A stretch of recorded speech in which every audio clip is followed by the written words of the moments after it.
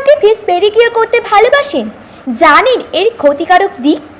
তবে চলুন আপনাদের সাথে এর সুবিধা এবং অসুবিধাগুলো আলোচনা করি।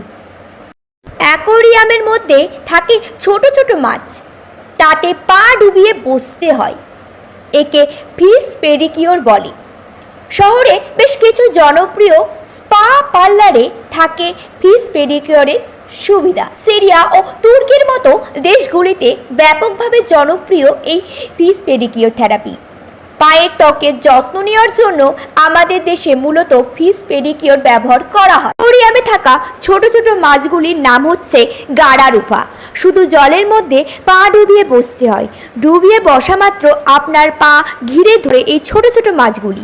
এই মাছগুলি আপনার পায়ের মরা চামড়া খেয়ে ফেলে। এতে পা অনেক বেশি নরম হয়ে যায়, পাশাপাশি পায়ের রক্ত সঞ্চালন উন্নত হয়